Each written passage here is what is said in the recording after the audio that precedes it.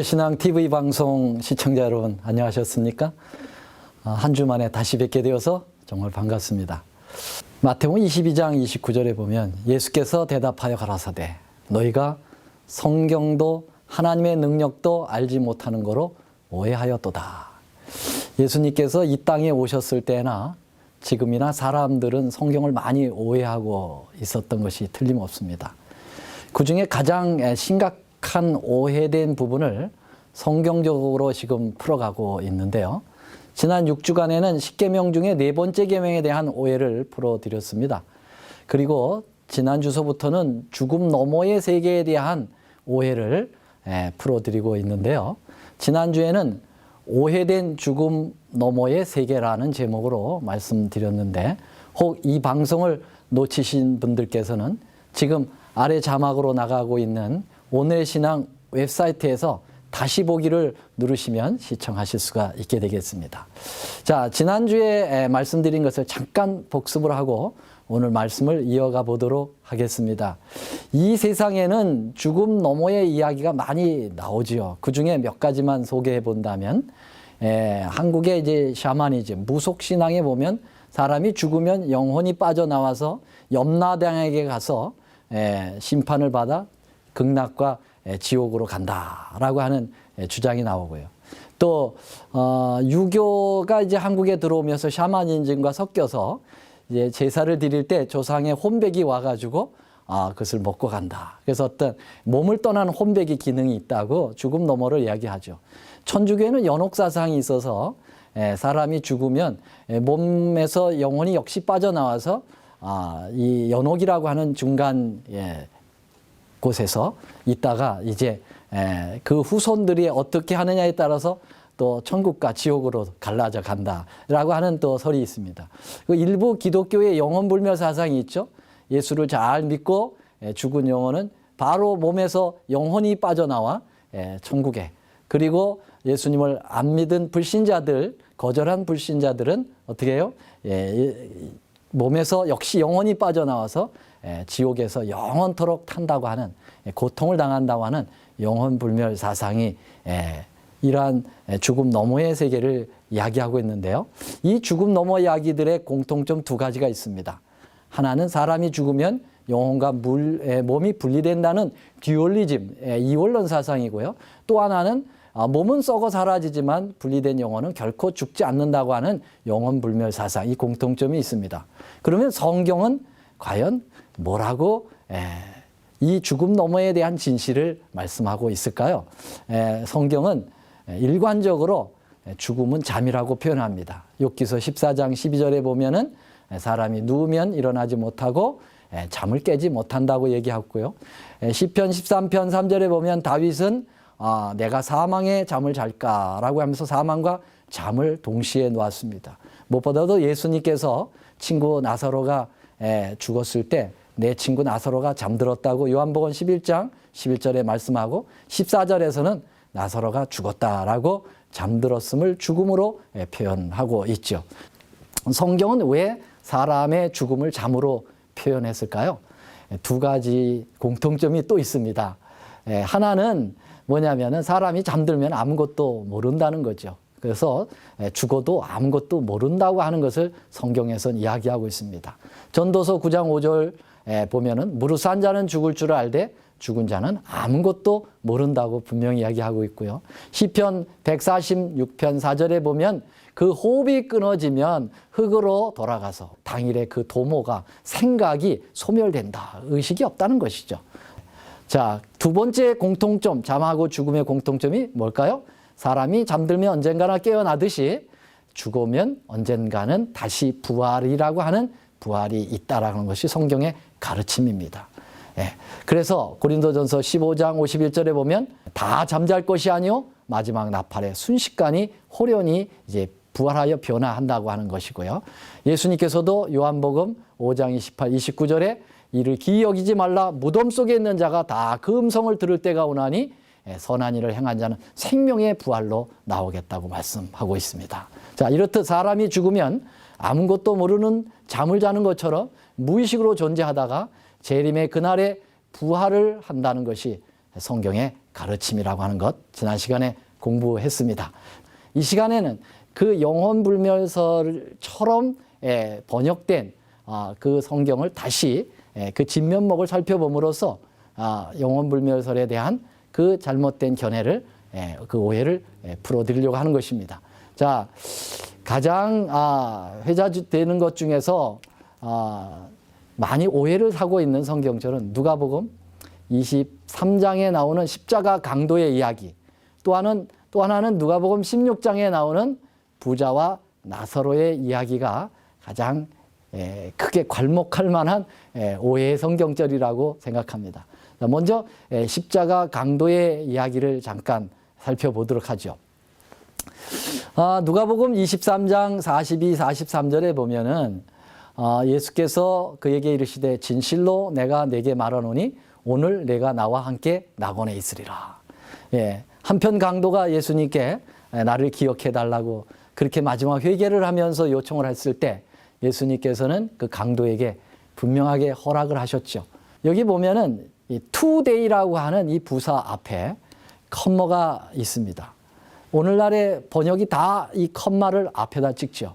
그러면은 이것은 번역상으로 오늘 함께 가는 날이 오늘로 되어 있습니다. 그런데 이 투데이 다음에 컴마를 찍게 되면은 예수께서 그에게 이르시되 진실로 내가 오늘 내게 이르노니 오늘 말을 하고 낙원에 가는 것을 미래로 가는 것으로 표현되어 있습니다. 콤마를 앞에 찍느냐 뒤에 찍느냐에 문제가 달려 있는 것입니다. 예수님 당시에 그 헬라어 언어에는 콤마가 전혀 없었거든요. 그래서 이 영혼불멸 사상에 젖어 있는 사람들이 번역을 할 때 콤마를 앞에 찍음으로써 예수님과 강도가 그 영혼이 바로 그날 당시에 낙원으로 가는 것처럼 해석이 되게 되어 있었죠. 그러나 사실은 이것은 콤마를 뒤에 찍어야 성경적으로 조화를 이루고 있다고 하는 사실을 우리에게 보여주고 있습니다. 왜 그러냐 하면은 예수님은 십자가에 달려 돌아가신 그날에 바로 하늘에 올라가지 않으셨기 때문에 그렇습니다. 그것을 어떻게 아는가? 우리는 요한복음 20장에 부활하신 예수님의 모습에서 그것을 보게 됩니다. 16절 17절에 예수께서 마리아야 하시거늘 마리아가 돌이켜 히브리 말로 라보니오 하니 이는 선생님이라. 예수께서 이르시되 나를 만지지 말라 내가 아직 아버지께로 올라가지 못하였노라. 예수님이 십자가에 달려 돌아가시고 3일 만에 부활하셨는데 그때까지도 아직 아버지께 가지 못하셨다고 마리아에게 이야기한 것으로 보아서 예수님은 십자가에 달려 돌아가신 당일에 낙원에 가지 않으셨음을 분명하게 이야기하고 있습니다. 그러므로 이것은 그 컴마를 잘못 찍는 그러한 성경 해석의 방법에 문제가 있었다라고 하는 사실로 우리는 영혼불멸의 그것을 지지하는 성경절이 아닌 것을 우리는 여기서 밝혀드릴 수가 있게 되겠고요. 두 번째로는 부자와 나사로의 이야기가 누가복음 16장 19절로 31절에 나오는데요. 이 말씀을 여러분들이 잘 아실 겁니다. 잠깐 읽어보겠습니다. 한 부자가 있어 자색 옷과 고운 베옷을 입고 날마다 호화로이 연락하는데 나사로라 이름한 거지가 헌대를 앓으며 그 부자의 대문에 누워 부자의 상에서 떨어지는 것으로 배불리려 하며 심지어 개들이 와서 그 헌대를 핥더라. 이에 그 거지가 죽어 천사들에게 받들려 아브라함의 품에 들어가고 부자도 죽어 장사되매 저가 음부에 있는 나사로를 보고 불러 가로되 아버지 아브라함이여 나를 궁일이 여기사 나사로를 보내어 그 손가락의 끝에 물을 찍어 내 혀를 서늘하게 하소서. 내가 이 불꽃 가운데서 고민하나이다. 여러분 이 성경절을 보면은 마치 부자와 나사로가 죽어서 그 영혼이 천국에 또는 지옥에 천국을 여기서 아브라함 품으로 이제 표현한 것처럼 보여지죠. 그래서 죽으면은 영혼이 천국과 지옥으로 갈라져 바로 간다고 하는 것처럼 보여지는 성경절입니다. 그러나 사실은 이것은 실제적으로 죽음 너머에 대한 세계를 예수님께서 말씀하신 것이 아니고 돈을 좋아하는 바리새인들에게 어떤 교훈을 주시기 위하여 이것은 비유로 말씀하신 것입니다. 그 당시에 민중에 떠돌아 다니고 있는 하나의 우화를 갖다가 예수님께서 인용하여 비유로 말씀하신 것입니다. 정말 이것이 비유일까? 아니면 예수님께서 실제적인 죽음 너머에 대한 이야기를 하고 계시는 걸까? 우리가 생각해 봐야 되겠습니다. 만약에 예수님이 그것을 실제적인 이야기로 말씀하셨다면 여러 가지 문제점이 발생하게 됩니다. 첫째, 이 영혼에게는 눈, 귀, 혀, 손가락 같은 육체적인 것이 없는 걸 영혼이라고 하지 않습니까? 영혼 불멸을 주장하시는 분들이요. 그런데 여기 이 부자와 나사로의 얘기를 보면은 이 부자가 죽어서 아브라함의 이 뜨거운 그러한 불에 지금 떨어져 있고 나사로는 아브라함 품에 안겨 있는데요. 여기 지금 너무 뜨거우니까 이 부자가 이 아브라함에게 요청하기를 이 나사로에게 좀 이야기해서 물을 좀 손가락에 찍어서 내 혀에 대어 달라고 부탁하고 있지요.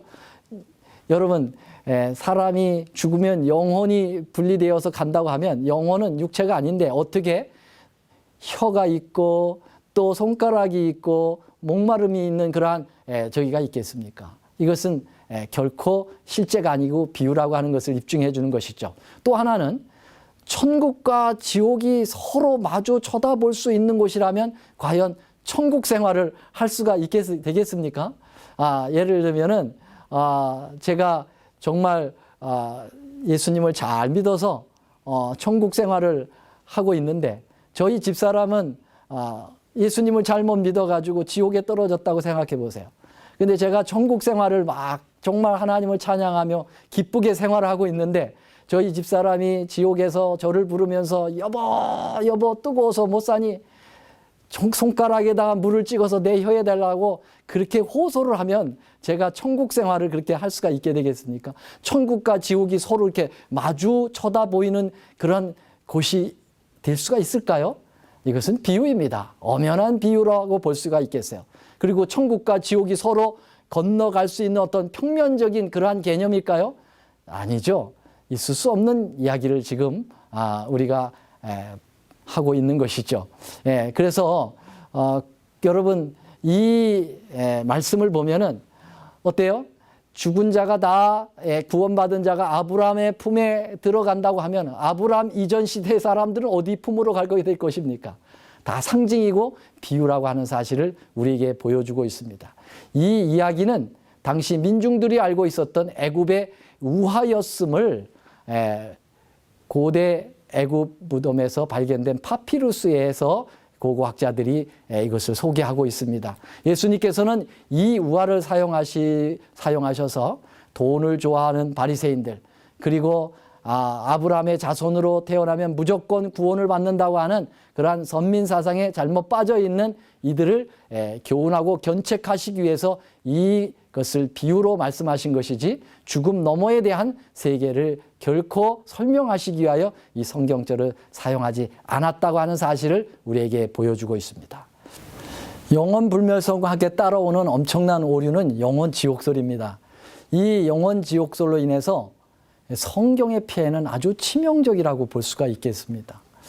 이 영혼 지옥설이 무엇일까? 저는 인터넷을 통해서 한국의 대형교회 한 목회자의 설교 자료 중에서 지옥을 표현한 것을 살펴보게 되었는데요. 이제 그분의 표현에 의하면 이렇습니다. 지옥이라고 하는 것은 첫 번째, 지옥이란 꺼지지 않는 불이 있는 곳이다. 이렇게 전제하고요. 그분의 자세한 표현은 이렇습니다. 영원히 꺼지지도 않으며 벌레 한 마리도 죽지 않는 곳이 지옥입니다.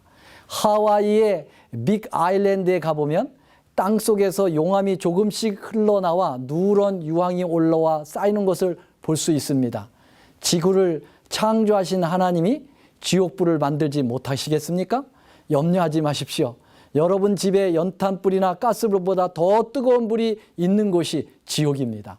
그러면서 그 목사님은 존 위슬리 그 유명한 목사님을 그 설교를 인용하면서 존 위슬리 목사님은 심판과 지옥에 대한 설교를 많이 하셨는데요. 여러분의 손가락을 불에다 대고 있어 보라. 잠시 동안도 견디기 어려울 것이다. 이보다 더 큰 고통은 없을 것이다. 하물며 온몸이 불에 들어가 죽지도 않고 영원히 있을 것을 생각해 보라고, 그렇게 웨슬리 목사님이 설교를 했다고 하는 사실을 이야기하면서, 두 번째, 지옥이라는 것은 끝이 없는 곳입니다. 천년 만년 후에라도 끝나는 날이 있다면 소망을 가질 수 있으나 지옥은 영원히 계속되는 곳입니다. 병원에 입원한 사람도 태어난 날을 기다리고 감옥에 들어간 사람도 추록한 날을 기다리지만 지옥은 영원히 고통이 계속되는 것입니다. 지옥은 무시간 상태가 아니라 끝없는 시간이 계속되는 것입니다. 여러분, 이렇게 지옥을 표현하고 있는데요. 한번 생각해 보십시오. 이런 지옥이 하나님이 만드셨고 하나님께서 지금 이 지옥불에서 이 죄인을 이렇게 심판을 하신다면 저는 하나님은 히틀러보다도 김정은보다도 더 잔인한 하나님이 아닐까 생각해 봅니다.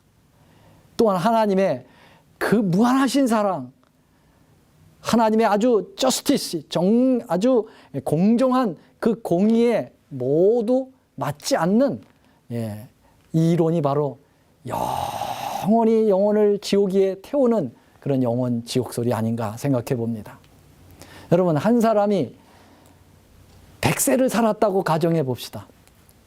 그 사람이 처음부터 태어나면서부터 죽을 때까지 한시도 빠지지 않고 1분 1초도 빠지지 않고 계속 죄를 졌다고 해도 100년을 죄를 짓는 거 아닙니까?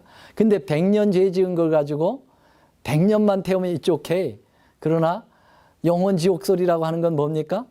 100년 죄 지은 사람을 100년 태우는 것이 아니라 1000년, 만년, 1억 년, 수억 년보다 더 긴 영원한 시간을 태운다는 거 아닙니까? 이게 어떻게 공의롭습니까? 어떻게 이게 사랑입니까? 여러분, 아무리 자녀가 잘못했다 하더라도, 아무리 못된 부모가 있다 할지라도 그 자녀를 잘못을 훈육하기 위해서 공의를 실시한다고 해서 여러분 촛불을 켜놓고 거기다 대고 손가락을 올려놓게 한 다음에 1시간, 2시간, 3시간씩 지저댄다면 그게 제대로 된 부모일까요? 여러분, 인간도 그렇게 하지 않습니다. 이 사약한 인간도 부모가 절대로 그렇게 하지 않습니다. 그런데 여러분, 어머니의 사랑보다도 몇 천만 배 더 큰 하나님의 사랑이 어떻게 죄를 졌다고 그렇게 일생 동안 죄를 지은 것을 영원히 꺼지지 않는 불에다가 심판을 하시느냐, 이것입니다. 영원 지옥설 만큼 정말 심각한 하나님의 성품을 오해시키고 성경의 진리를 오해시키는 그러한 설도 없을 거라고 생각합니다. 근데 이 영원 지옥설을 주장하는 사람들이 바로 이 성경절들을 들이대면서 주장을 하죠. 그래서 이 성경절을 우리가 잘 해석을 해봐야 됩니다. 제가 세 가지 성경절을 대표적으로 좀 말씀을 드리겠는데요. 마태복음 25장 41절에 보면은 또 왼편에 있는 자들아 이르시되 저주를 받은 자들아 나를 떠나 마귀와 그 사자들을 위하여 예비된 영영한 불에 들어가라. 아, 여기 영영한 불이 나오지 않느냐? 예수님께서 직접 말씀하신 거죠. 계시록 20장 10절에 보면은 그 짐승과 거짓 선지자들도 있어 세세토록 밤낮 괴로움을 받으리라. 이 불과 유황못에 던져서 세세토록 괴로움을 받겠다라는 성경절이 여기 분명히 있지 않습니까?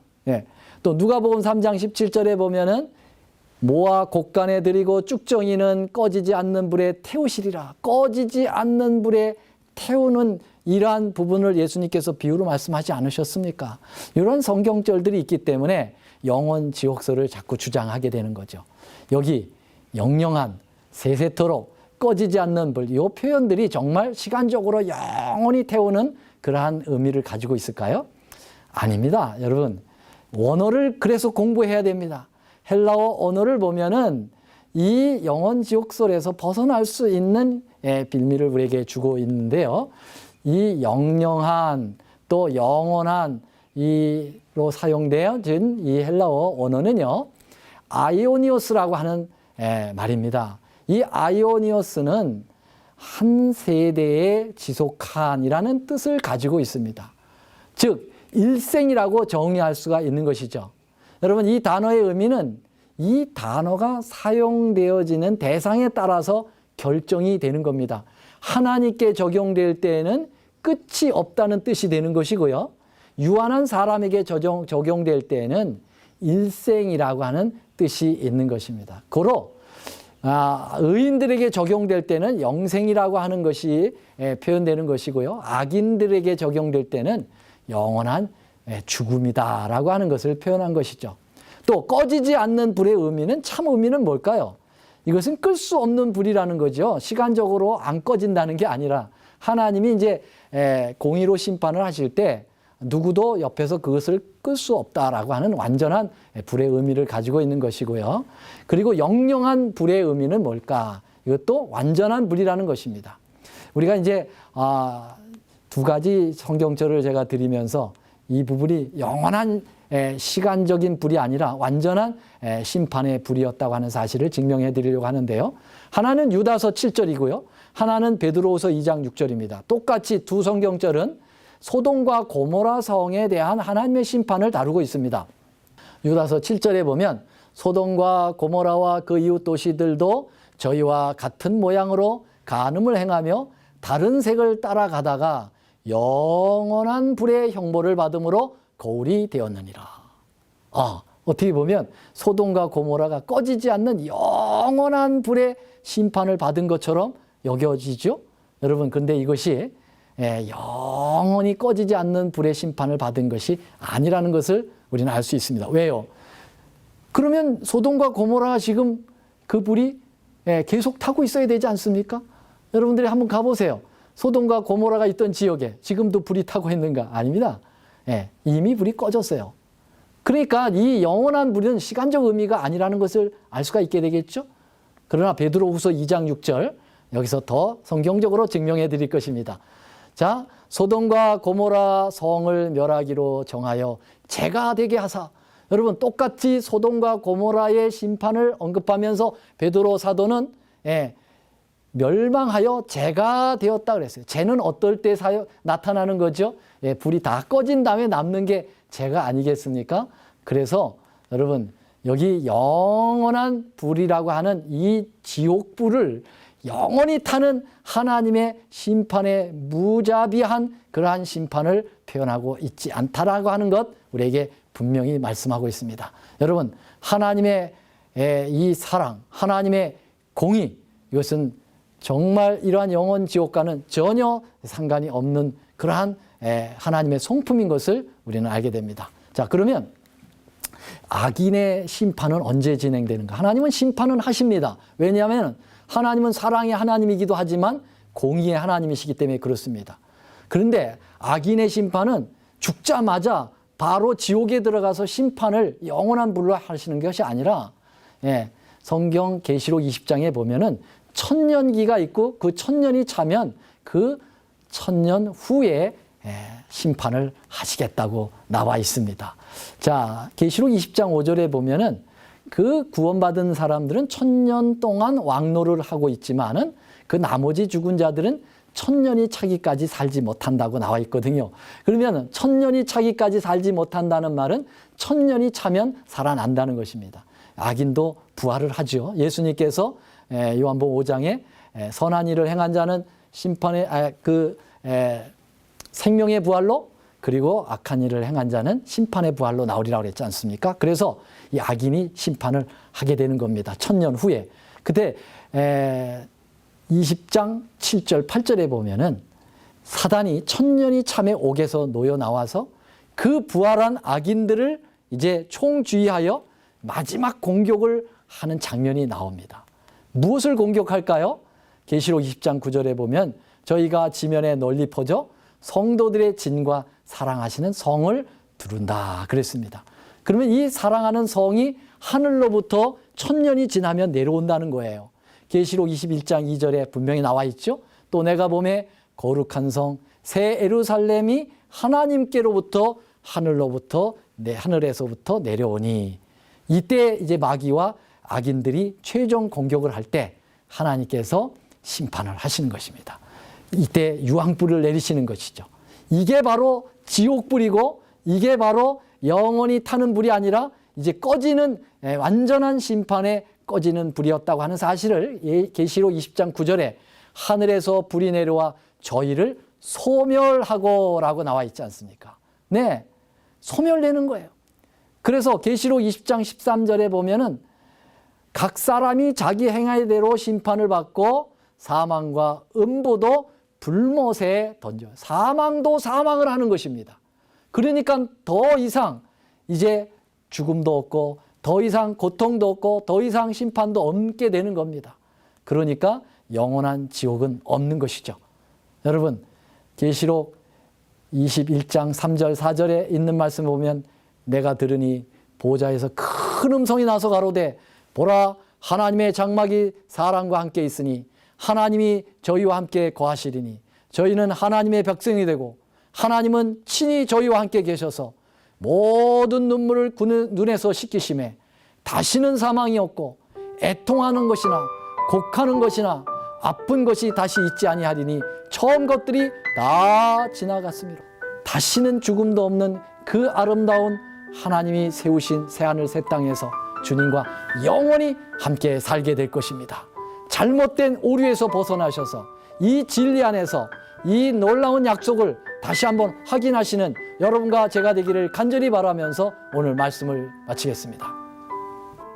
더 깊은 말씀 연구를 위해서 저희 오늘의 신앙 TV 방송은 성경 연구 코스인 말씀의 향기를 준비하고 있습니다. 이 책자는 성경에서 꼭 이해해야 할 내용을 5권으로 요약한 책입니다. 또한 예언서인 다니엘서와 요한계시록을 혼자서 연구하실 수 있도록 다니엘서 예언연구와 요한계시록 예언연구 책자들이 준비되어 있습니다. 이 책자를 신청하실 분들은 아래의 전화번호 562-405-2806번으로 연락 주시기 바랍니다.